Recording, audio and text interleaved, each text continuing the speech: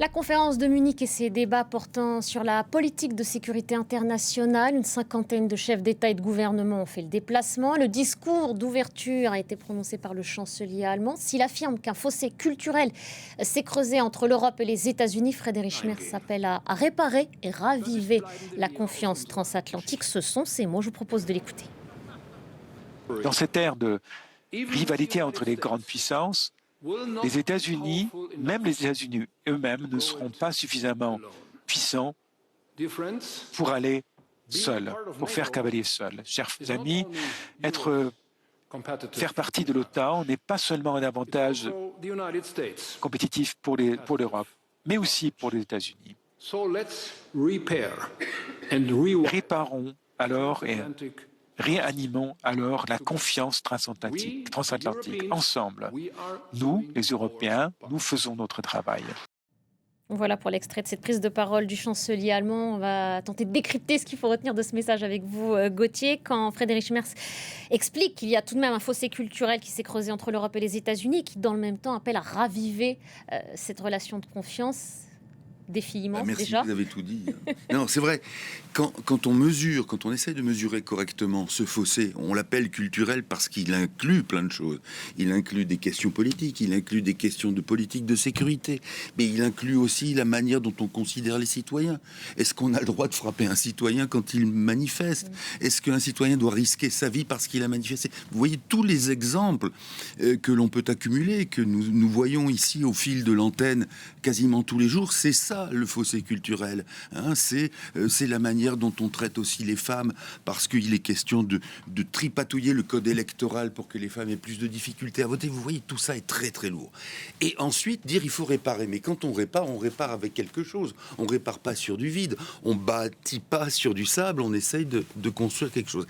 Et ça, si vous voulez, c'est typique de ce... Pardon. Il dit en même temps réparer, mais à aucun moment, le mot, par exemple, condamnation de ces méthodes n'est prononcé. Non. On comprend aussi tout l'enjeu qui est derrière ça. On ne se fâche pas avec les États-Unis, même si on dit du bout des lèvres ce qu'on en pense. Il ne faut surtout pas se fâcher avec les Américains. Alors, vous voyez, ça c'est le poids aussi de l'histoire dans chacun des pays. Ce que dit Friedrich Merz, c'est que on ne se fâche pas avec les États-Unis parce que dans l'histoire de l'Allemagne moderne, c'est ce qu'on appelle die Amis en allemand. C'est-à-dire les amis, ça joue sur le américain et sur les amis.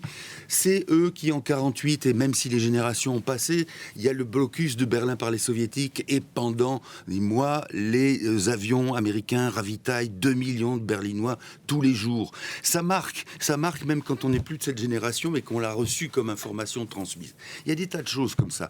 Et même quand la gauche allemande, l'extrême gauche allemande dans les années 70 rejette les Américains, au fond, il reste quelque chose de l'ordre d'un lien presque affectif.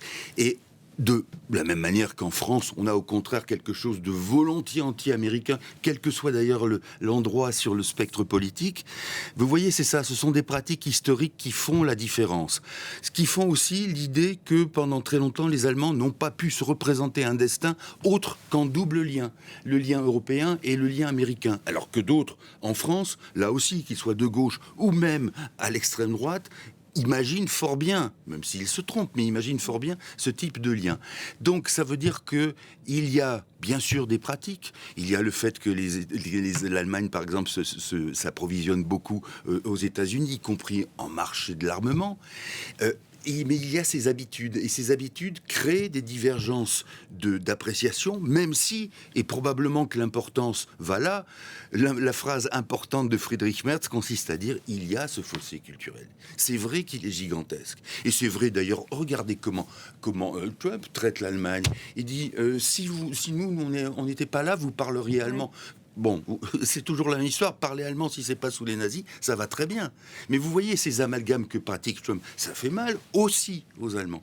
Mais rompre, brûler ce qu'on a adoré, c'est compliqué. Est-ce que ça vient aussi abîmer ou mettre à l'épreuve la relation franco-allemande elle-même ? Oui, alors elle vient l'abîmer dans une mesure où, si vous voulez, la tentation de la France, c'est de dire aux Allemands: notre couple, tel qu'il a fonctionné, et tel que nous le concevons, c'est-à-dire un couple où la France serait un peu le leader, malgré tout, parce que c'est ça l'idée.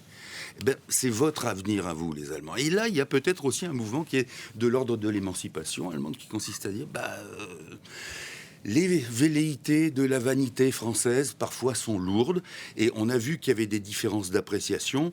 Là, soyons honnêtes, la différence d'appréciation aussi, elle porte sur le fait que l'Allemagne, de par son histoire et une option militaire qui était autrefois très... On voit bien comment la Bundeswehr est obsolète en tant que matériel militaire. L'idée, c'était de se reposer sur le parapluie, sous la force américaine.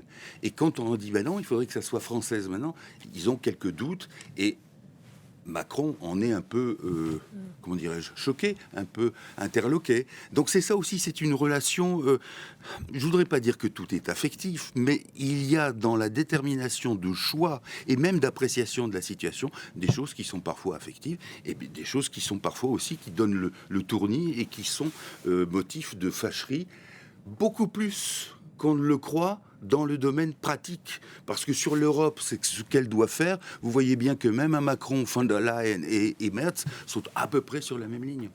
Merci beaucoup, Gauthier. Merci pour ces éléments de compréhension.